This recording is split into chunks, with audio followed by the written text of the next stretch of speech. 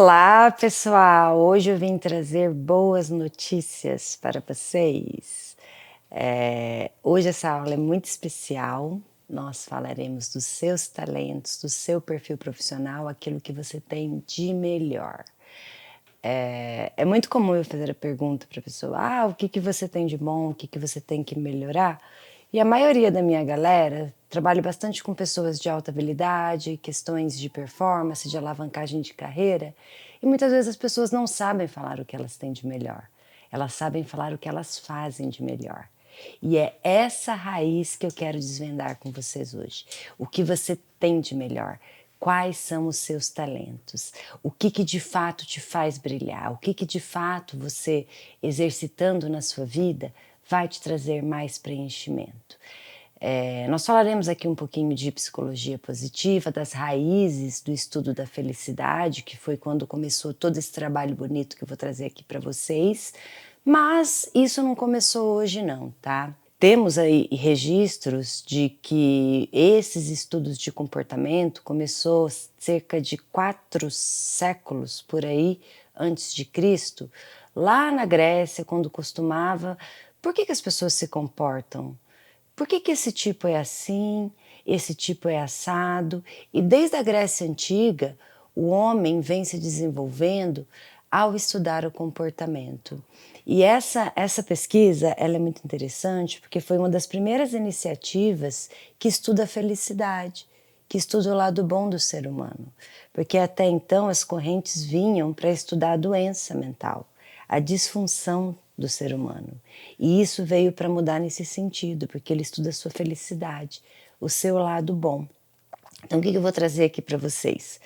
Antigamente, lá na Grécia, falava-se muito do equilíbrio dos elementos dentro do corpo humano. Então, essa pessoa é mais fogo, essa pessoa é mais ar. Aí depois veio Hipócrates com a medicina, que acreditava que o comportamento era determinado pelo equilíbrio dos fluidos. E essa teoria especificamente, a primeira vez que eu ouvi na minha vida foi na igreja, dos testes do que eles chamavam de temperamento na época. Colérico, sanguíneo, fleumático. Então o sanguíneo, por exemplo, tinha questões do sangue. É aquela pessoa ardente, aquela pessoa enérgica. Então era isso que eles acreditavam que influenciavam no comportamento humano. Já o Jung, Carl Jung, que a maioria de vocês devem ter ouvido, ele classificou esses mesmos tipos nas tipologias, nos arquétipos, vocês já devem ter feito aí algumas questões ESTP, INTJ, quais as classificações de comportamento usando essas mesmas características comportamentais. Então ele vai falar do sensitivo, do intuitivo, do analítico, e até um paciente meu me falou esses dias que até no Tinder agora tem a tipologia da pessoa no perfil. Eu achei isso fantástico, gente. Maravilhoso. Então, quando que a coisa começou a ficar séria, tá? A coisa começou a ficar séria quando William Moulton Marston trouxe tudo isso para o laboratório. O Marston, só a título de curiosidade aqui, foi a mesma pessoa que criou o polígrafo. Ele fez isso eu aprendi no meu primeiro curso de DISC lá em 2011, que ele que criou a personalidade da Mulher Maravilha. E isso foi muito interessante, porque ele pegou o DISC da esposa e da amante e transformou numa pessoa só. E aí saiu a personalidade da Mulher Maravilha, que de fato é uma pessoa que não existe. O Marston, ele trouxe a Mulher Maravilha, e aí grifo meu aqui, como uma piada para o meio científico, mostrando que um ser humano ele não pode ter todas as características altas. Então o DISC ele nos traz uma paz e um alívio que o DISC nos traz é que quando eu tenho alguma característica muito positiva, isso funciona na minha personalidade como um cobertor pequeno. E ele nos dá a liberdade de entender e de aceitar que eu serei bom em algumas coisas e que eu não serei boa em outras.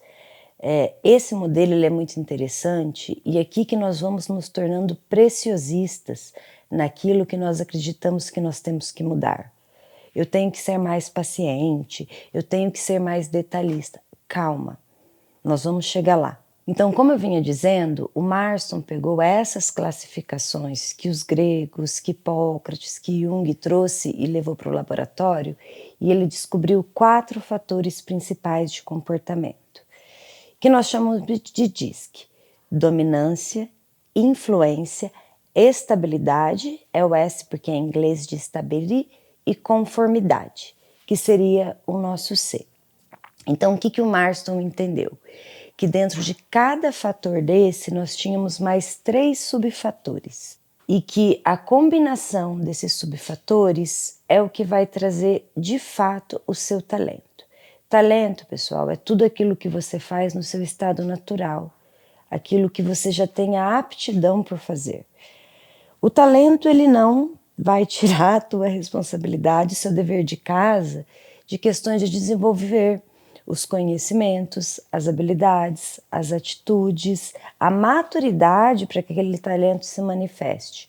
O talento, ele vai te trazer uma configuração mental, uma tendência positiva de se comportar de maneira adequada ou não diante de uma mesma situação.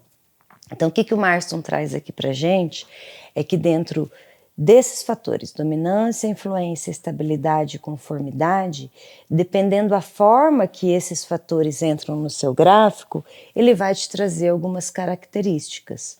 Então, eu vou explicar para vocês cada um desses fatores, mas o que vai determinar a sua característica de fato é como eles se combinam. Então, vamos lá. Fatores de dominância: determinação, automotivação, independência. Fatores de influência: sociabilidade, entusiasmo e confiança. Fatores de estabilidade: paciência, consideração e persistência. E fatores de conformidade: conexão, exatidão e perceptividade. Então, você já deve ter preenchido o seu relatório. Se você não preencheu, o link está na descrição do vídeo. E assim que você preencher, acredito que de 24 a 48 horas úteis você estará recebendo o seu relatório.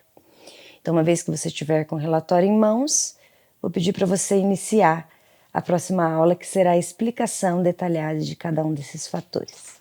Vamos lá?